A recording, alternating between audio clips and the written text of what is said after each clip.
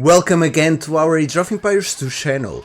Today we'll be breaking down the game-changing 18 pop population Scout Rush build that dominated the one and only King of the Desert 5 tournament. This build is all about maximizing your Scout's potential in the Feudal Age, giving you a significant advantage over your opponents. In this video, we will walk you through the build order, its various adaptations and how you can react to different enemy strategies. So, as most build orders that we are doing in this channel, you start with 6 on food, and after sending these 6, you go with only 2 on wood. You need to be really careful because you can see that I'm already pushing a deer. This is because pushing deers is key to do this build order. You are up so fast that without these deers, and especially being as a generic civ such as Saracens, you really need to get that extra food from the deers. Okay, so I only pushed 1 deer, I will get the others because I want to get my ships. And as you can see, now I will start toggling after having 6 under TC, I'm sending 2 to wood, and after sending these 2, I will see, do I have enough food under town center that I can get the bar? Yes, no, and I will do that because after getting this ship, I will get the bar and I will only have 1 food source under my TC routing. It is really important to understand that this build order is really hard to execute, so keep that in mind when you are executing and trying out. And yes, you are going really fast, so we need to be really careful about why are we going so fast up. Because your scout, when reaching Feudal Age, is going to get +2 attack, is faster, and can actually kill villagers and apply pressure, and also has extra 2 line of sight. This gives you huge advantage and also an early map control. And if you can transition, you can transition to anything after having this build order, because you are going to have enough wood for the wood upgrade and also for a second building. And therefore, it is really important that now that we have the 13th villager was out, I started building the house, and after the house you only build a mill and keep only that villager on the berries, so you don't send any more villagers to berries.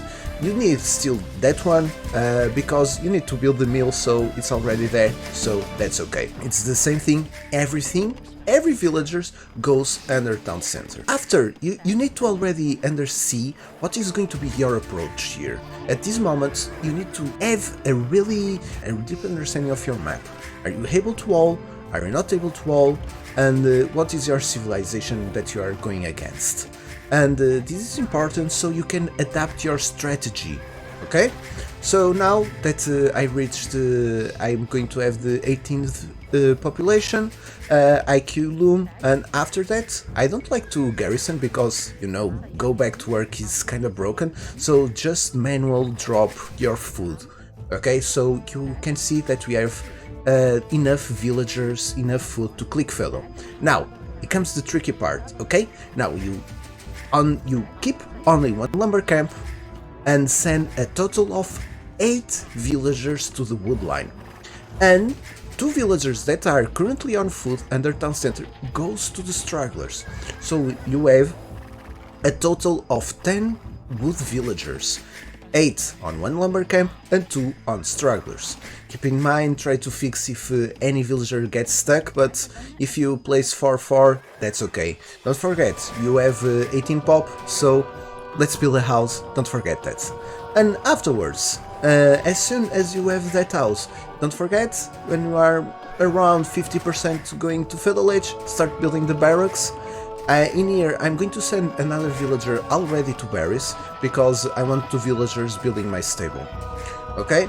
And keep in mind that you might don't have enough wood, so prioritize the stable, and only afterwards, as soon as possible, you queue the wood upgrade.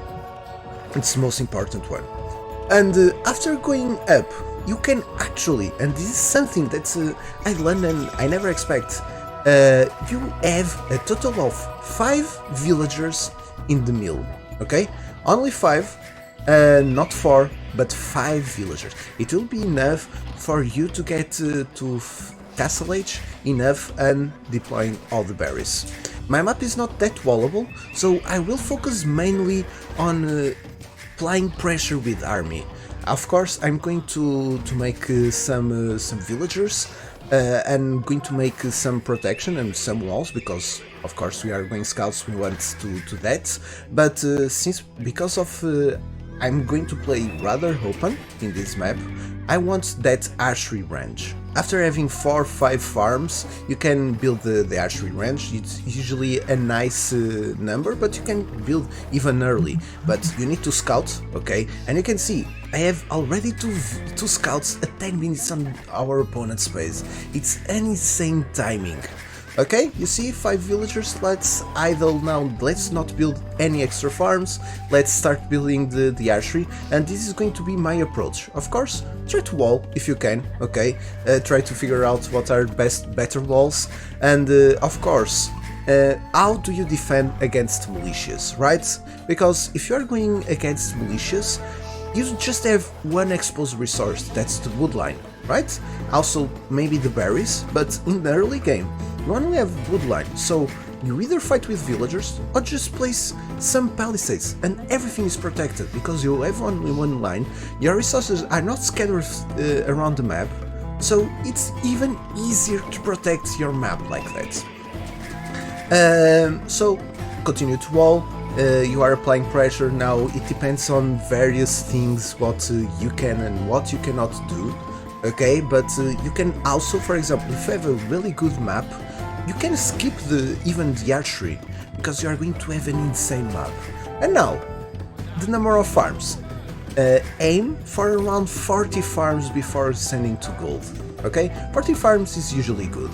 And now we can fast forward a little bit this game, and you can see how effective is this build order. We already have skirms in the field, you have scouts, you apply the pressure, you are forcing the opponent into pikes. He's not able to wall that easily now because of your scout that was already in Feudal Age. No villager can stay alone. And this is with Saracen that has no economic bonus. That's why army is so important, map control is the key of the game. Our transition, you can transition to Castle Age as much as you can, it also depends on matchup, right? For example, instead of skirms, you can try to, as maybe archers, go to gold, but I think that's not the best idea, okay? I also started to adding some more scouts, some more skirms, because I wanted to play a little bit more feudal because the opponent was open, and I was still open, so rule of thumb, keep doing army until you fully wall, okay? You don't want to surprise and you keep the pressure. And yes, I think that this is one of the best build orders that there is, okay? I skipped our scholar because it is a generic civilization, but for example, even with Vietnamese, I really like to build, to queue our scholar with this. And now, skirms, you can skip fletching, that is really important, because what makes skirms so important is the bonus damage that they have against archers and the ability to kill pikes as well, spears. So therefore, you can actually skip fletching. If you feel like that, yes, too many skirms, okay, prioritize fletching before farms, the blacksmith, and especially defense upgrade first, because it makes those archers almost unkillable, okay? So, yeah. This is build order. I really hope that you enjoy this, and by following this 18 population scout build, I'm sure that you will go into dominate Feudal Age and set yourself for success in your ranked games. Remember that the key of this build order is the potential of your early scouts, okay? And with practice and dedication, I'm sure that you will master this build order as well. So don't forget to like, comment, subscribe, and I see you next video. Bye bye!